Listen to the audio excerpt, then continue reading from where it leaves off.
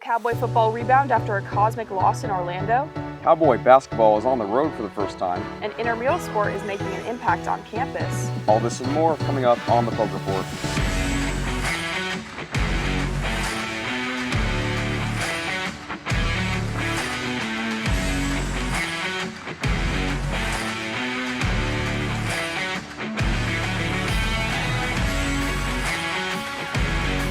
Hello everyone and welcome to Week 9 of the Poke Report, your home for all things OSU athletics. I'm Griff McClellan. And I'm Toni Wetmore, and we are here inside historic Gallagher-Iba Arena, home to 52 national titles. You can almost feel the history inside these walls and on this court. Oh, absolutely. And speaking of that history, let's take a look down memory lane and relive some of the best moments in this arena. From Big Country Bryant Reeves to Cade Cunningham. From Marcus Smart to Natasha Mack and Stanley Henson to our very own John Smith. They call it historic for a reason. The Cowboy basketball season is underway, meaning there's still plenty of history to be made. Speaking of, our Cowboys got our first win recently. Carlos Cortez was there to cover the action. Oklahoma State hosted Sam Houston last Sunday as the Bearcats started the game with an early 13-6 lead. On what seemed to be a repeat of last week's ACU game, the Cowboys were able to find their offensive rhythm in the first half. They would take the lead and not look back as the Cowboys end up the first half leading 38-30. Bryce Thompson led the Cowboys in the first half with 8 points and would end the game with 17 points. Now moving things to the second half, transfer guard Javon Small took over the game and scored 14 of his 16 points in the second half. Small says it felt good to be back on the court and to have a good welcome from the OSU fans. It felt real good to be back out, just playing with my teammates and getting the dub. That felt good. It meant something to me. Definitely shows that the crowd, supports all the players really big. And it was my first game since January, so for me to come out and have a pretty good game, it felt pretty good. It's too early to say still. This is Javon's first game in probably 10 months. He last played in the first half of last season. So we're still trying to figure ourselves out together. I think today was a good sign of what we can be over the course of the season. We just have to do it consistently. The Cowboys would extend their lead up to 19 points in the half, but the Bearcats tried to have a comeback, but this three-pointer by John Michael Wright would secure the OSU win and stop the Sam Houston comeback. The Cowboys had one of their best shooting nights of the season as they shot 17 of 33 from three-point range. For the Poke Report, I'm Carlos Cortez. Thank you, Carlos. I'm so happy that basketball season is finally here. Me too. And Griff, the Cowboys are on the road for the first time this season in Coach Boynton's hometown of Brooklyn, New York. Nick Friesen has the story. Cowboy basketball heads up north this week to take part in the Legends Classic at the Barclays Center in Brooklyn, New York. It will be the second straight season where Mike Boynton and his squad will head up to Brooklyn, but it will be the first time away from home this season. Boynton says this is a great experience for his team, and he is proud that the guys are already seeing results from the work they put in this offseason. Yeah, a lot of guys put a lot of time in over the summer. To see them kind of reap the rewards of that work gives us some more ammunition to talk to them about, continuing to put the process over the results. The last time the Cowboys played in the Barclays Center, it was a disappointing outcome.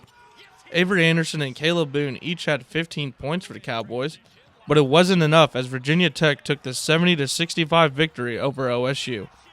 This year's team is vastly different. 9 newcomers make up this year's Oklahoma State squad, including 6 freshmen.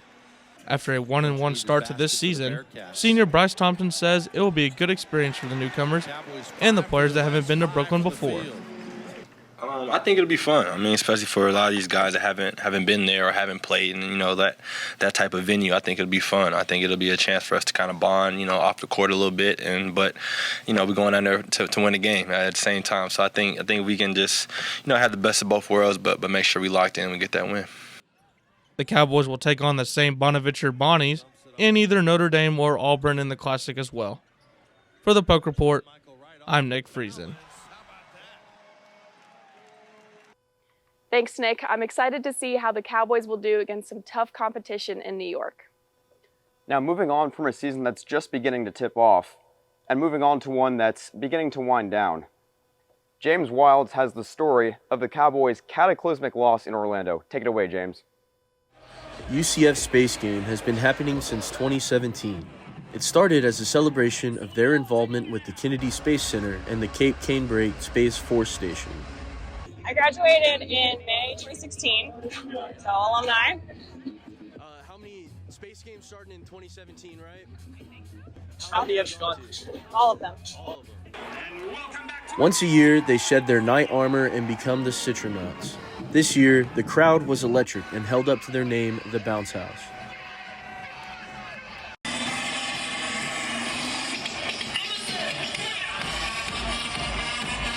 This is Oklahoma State, first time playing UCF.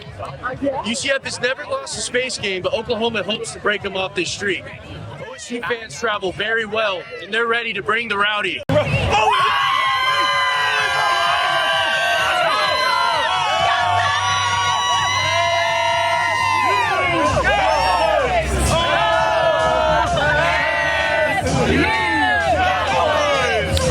Cowboys fans did show. Super excited. I always say we don't want to, we're doing the Ollie Gordon Baby Shark. And don't want to count our chickens, but I think we're good. UCF student section was impressive and the event staff kept fans busy.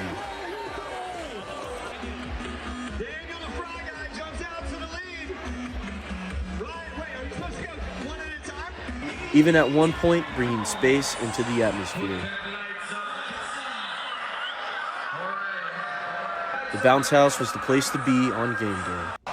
For the Poke Report, I'm James Wilds. Thank you, James. Hopefully the Cowboys can revive themselves this weekend. Absolutely. There is nothing like watching a Cowboy win unfold. Kirsten Santino has the preview for the Cowboys game at Houston. For the final time this season, Oklahoma State is on the road. The Cowboys face off against the Houston Cougars as they look to get back in the win column. After suffering a rough 45-3 loss to UCF, OSU is hoping their offense shows up and out again. Even after a blowout loss, they're still family. We realized that there's not much to be said. It wasn't acceptable. We have to own up to that. Be men and just take accountability of actions. And I like how everybody's responding in more of a positive manner, realizing that we got to start from ground zero again because we got to earn back what we lost. Houston is also looking for a bounce back after losing 24-14 last week to Cincinnati. The Cougars are 9th in the Big 12 with a 4-6 record. While their record isn't the greatest, it should be noted that they only lost by a touchdown to a top-ranked Texas team. The stats don't show how tough this team actually is. They're a pretty good team, just because their record don't show it, but they still gonna give us a fight, so we gotta come prepared and play like how we usually been playing and come out there and, conquer our win. OSU is also a tough team. Running back Ollie Gordon is putting up Heisman numbers. Teammate Nick Martin has 100 tackles on the season, and they're both All-American candidates. Saturday's matchup between the Cowboys and Cougars will be a fight from start to finish. For the Poke Report, I'm Kirsten Santino. Thanks, Kirsten. I'm hopeful for a Cowboy win in Houston. Let's move on from talking about the Cowboys to some Cowgirls. Absolutely. The Cowgirls started 2-0 right here at Gallagher-Iba. Meanwhile, they came up just short in their first road game of the season, falling to the number 20th ranked Colorado Buffaloes last Sunday. But after a hard-fought battle, the Cowgirls fell short by a score of 86-75. Despite a tough loss, there are still plenty of game highlights to remember. Oklahoma State guard Anna Gret-Ossie had a highlight game, scoring 25 points while shooting 60% from three. Also, the Cowgirls still made history at the end of the day as the team set a new school record of 15 made three-pointers, shooting 53.6% from beyond the arc. The Cowgirls' next game will be against Penn State Monday, November 20th in the Bahamas. Hopefully the Cowgirls can bounce back with that same tenacity against Penn State. Coming up, cross country dominates regionals as they prepare for nationals, and Ollie Gordon continues to make history. All this and more when we return. At ASAP Energy, our goal is to provide the best customer service for whatever our clients need. My relationship with ASAP Energy came about in 2007. I was wanting to build a convenience store. I didn't know how to do it. I'd never been in the business. I just felt comfortable with Rick. And so I knew that I wanted to do business with a guy like that. Integrity, loyalty, and family. I would recommend that to anybody. Thanks for taking a chance on me. At ASAP Energy, everything matters. Where were you born?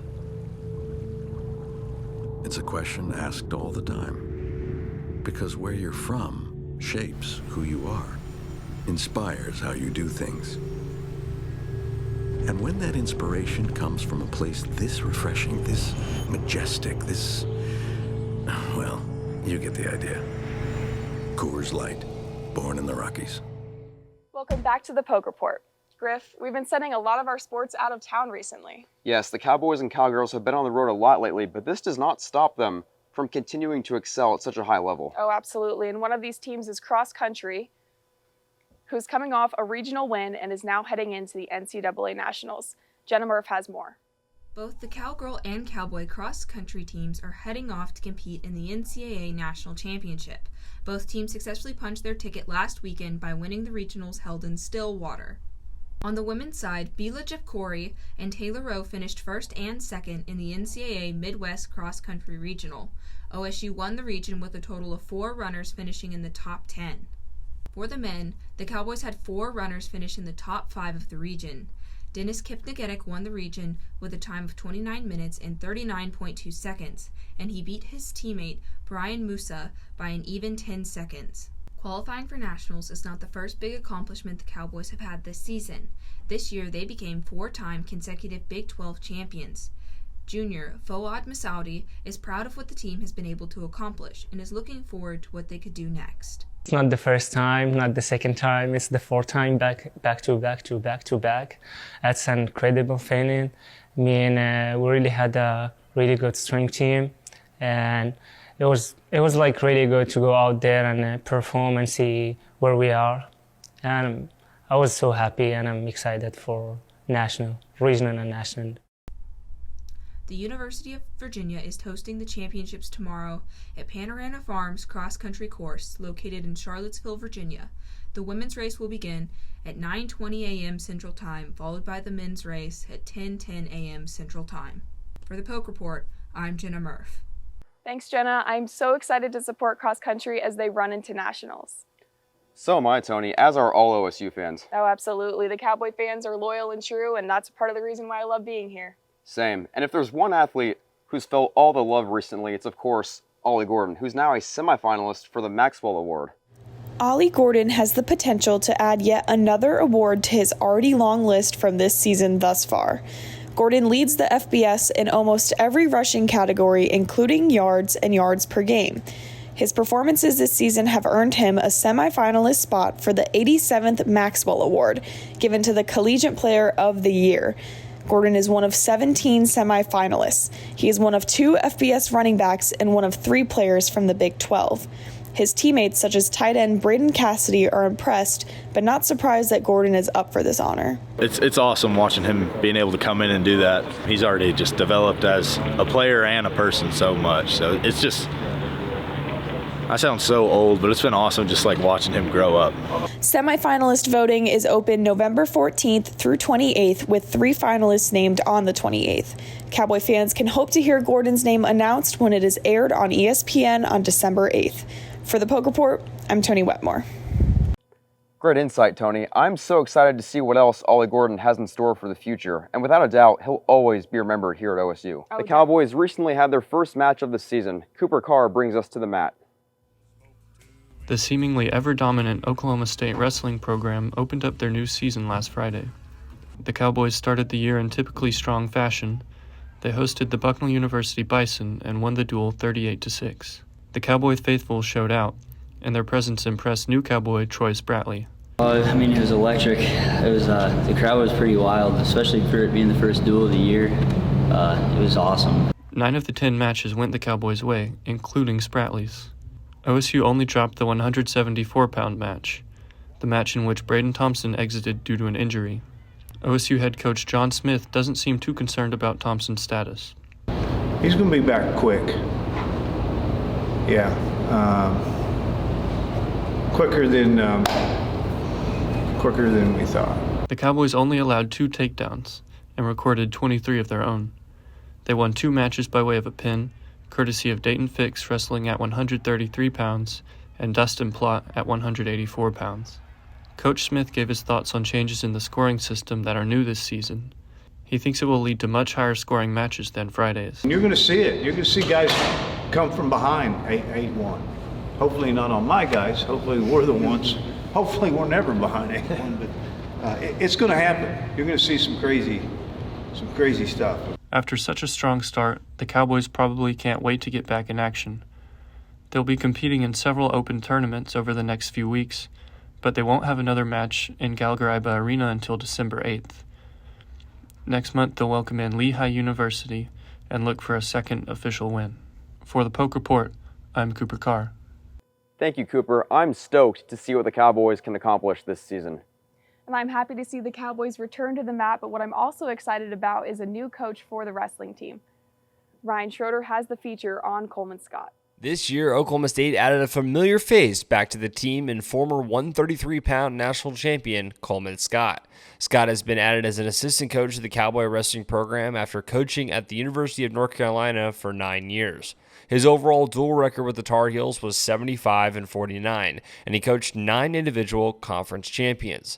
Scott was a tremendous wrestler for Oklahoma State from 2005 to 2008, finishing as an All-American in all 4 years. Oklahoma State head coach John Smith says why Scott is a valuable asset to the Cowboy wrestling program. You know, he's got a level of knowledge that's you can see as a coach that coached for 9 years as a head coach. I mean, I see it. You know, there's definitely a difference there that has really made my job a little bit easier.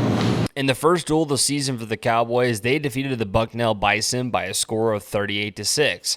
In this match, you could see in the coaching box that Scott was more of the technical coach calling out the moves rather than Smith. However, all decisions that were made on challenges to the referees, as well as what position to start in, had to be approved by Smith before the decision was made.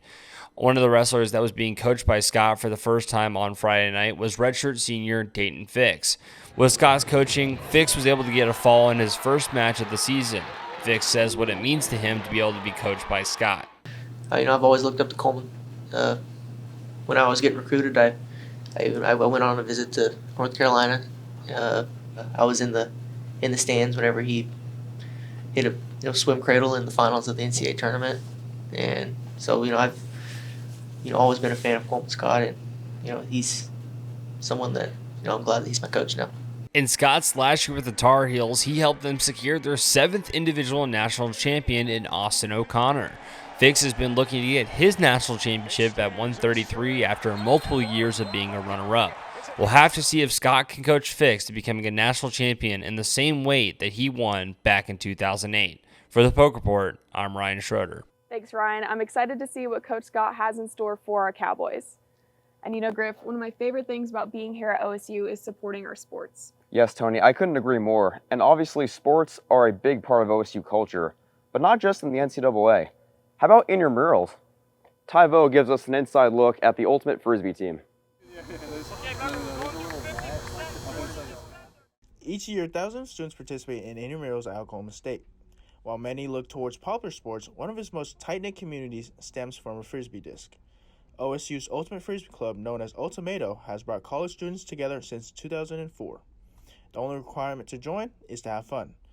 For junior Atlanta Myers, her Ultimato journey doesn't even span a month. As one of 2 girls on the roster, Myers says she's been accepted with open arms by the team. They have all been so welcoming and have taught me a lot so far and have been so patient and kind. So it's been a really good experience so far, actually. The club has only known each other for a short amount of time, but have become close with each other in that time. While new members have enjoyed their short time with the team, the friendships made at Ultimato fly far beyond the field. Junior Corey Land hadn't even heard of Ultimate Frisbee going into college. How he stands as the club's team's president, finding a family past intramural lines. Honestly, the community. I found so many some of my best friends on this team, and we hang out outside of practice. It's a great time. As Ultimate Frisbee team unites together, they'll enter into tournament play in the coming weeks, continuing to build their bond on the field. Family on 3, 1, 2, 3, family! For the Poke Report, I'm Ty Vo. Thank you, Ty. I may have to consider joining the Ultimate Frisbee team. Now, Tony, did you ever play Frisbee growing up? I didn't. I used to throw one for my dog, but he never brought it back, so it wasn't a long game or anything. Okay, same. I never joined a team or anything. It was more of a recreational hobby for me in my free time. But my high school, believe it or not, actually had an ultimate frisbee team. Oh, wow. Don't think mine did. Well, we're going to take a quick break, but when we return, we will talk about more Cowboy history, how the Big 12 is looking, and of course, our favorite part of the show, picks for this weekend's football games. We'll be right back. At ASAP Energy, our goal is to provide the best customer service for whatever our clients need. My relationship with ASAP Energy came about in 2007. I was wanting to build a convenience store. I didn't know how to do it. I'd never been in the business. I just felt comfortable with Rick. And so I knew that I wanted to do business with a guy like that. Integrity, loyalty, and family. I would recommend that to anybody.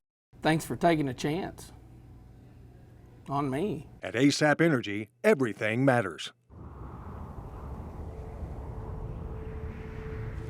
Where were you born? It's a question asked all the time. Because where you're from shapes who you are, inspires how you do things. And when that inspiration comes from a place this refreshing, this majestic, this, well, you get the idea. Coors Light, born in the Rockies. Welcome back to the Poke Report. Following that recent Bedlam win, it's hard to believe the Cowboys could have a loss such as the one at UCF. This isn't the first time this has happened, though. Ivan White has the history of OSU losses after big wins. Oklahoma State's 45-3 loss against UCF was just the latest in its recent history of letdowns. OSU has followed up each of its past 4 regular season wins against top 10 teams with a loss. Prior to the beatdown against the Knights, the Cowboys grabbed a win against number 9 Oklahoma in the last scheduled Bedlam game. OSU won 27-24, and the emotional high may have been too much. The Cowboys suffered a similar fate after their last Bedlam victory in 2021. OSU beat number 10 OU 37-33, in their last regular season game to move to 11-1 and secure its spot in the Big 12 championship game. That game ended poorly for the Pokes. A turnover-filled performance from Spencer Sanders and the Cowboys caused a close game, and with one last chance in the final seconds, OSU ended inches away from its second Big 12 title and a potential trip to the college football playoff. Before 2021, OSU had not won against a top 10 team since 2018, when it had 2 such wins. The first of those came against 6th-ranked Texas on homecoming. The struggling Cowboys took down the Longhorns 38-35 behind a big game from Tylan Wallace. But OSU fell back down to earth in its next game against Baylor. Despite holding a 10-point fourth-quarter lead, OSU could not hold on to win, as Baylor's touchdown in the final seconds sealed the Cowboys' fate. Then later that season, a 5-5 OSU team beat another top 10 team in West Virginia to secure bowl eligibility. A late touchdown gave OSU the win and sent them to Fort Worth to play a 5-6 TCU squad. That game went like these others have. A rather uninspiring performance from OSU led to a loss and finished a 6-6 regular season. Only time will tell if OSU can get away from those problems the next time they have a game against a top 10 team. For the Poke Report, I'm Ivan White. Thanks, Ivan. Hopefully the Cowboys can continue to have a stronger streak of winning moving forward. And now we bring in our Big 12 analyst, Chase Horsley. Chase, what can you tell us today? Guys, we're going to break down the Big 12 championship and how everything's going to go out. Barry Trammell came out on Sellout Crowd and explained it, but we're going to explain it just a little bit more in depth right now. So first I want to go over the rules for it, right? So first it goes up to the head-to-head matchups. So when you have it, you have Oklahoma State, you have OU, obviously OSU won, they have the head-to-head. Then it goes in to the next part of it, which is ranked of the second or the most highest common opponent. So for instance, for OU, if Iowa State were to beat Texas, they would be in because Texas is ranked number 7. Also, they have the head-to-head. So it's some fun that they decided to add in the Big 12. But if Iowa State loses to Texas, Texas stays in.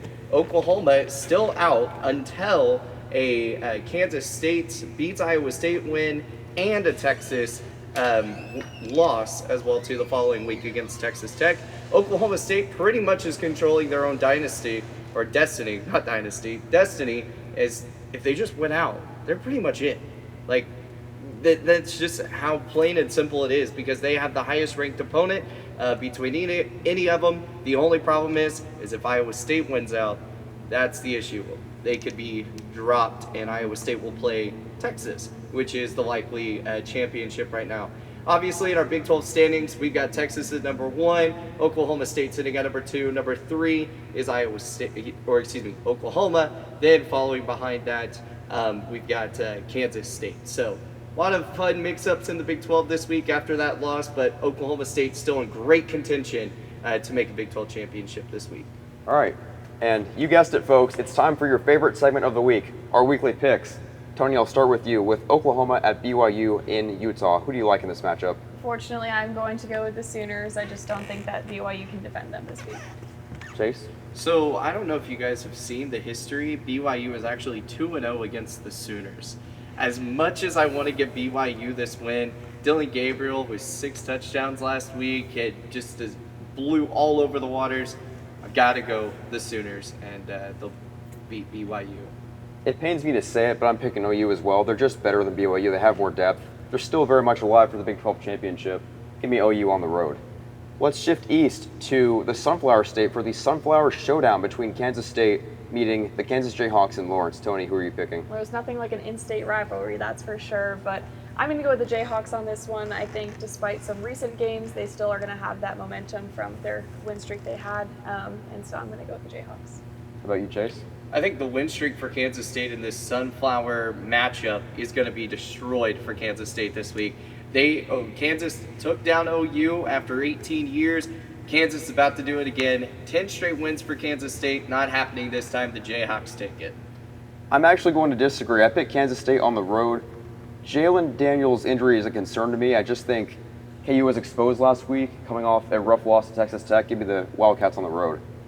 Next, we head up to Ames, Iowa, for one of the more pivotal matchups this week. Texas meeting Iowa State. Tony, who are you picking? I want to pick the Cyclones. I do. I don't know if I should, but I kind of want to pick them. Home field advantage, but Texas has been rolling lately, so I'm still going to give it to the Cyclones, though. I think Matt Campbell's going to coach his team for a win against the Longhorns. All right, Chase? Rocco Becht has been playing really good, and Quinn Ewers, he got back in the last matchup. TCU came back, fought all the way back. Texas still prevailed with the win.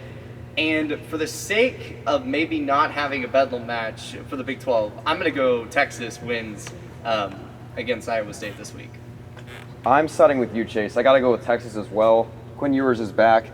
They're in full force to control their own destiny for the Big 12 championship. I think they get the job done this weekend in Ames. Give me the Longhorns.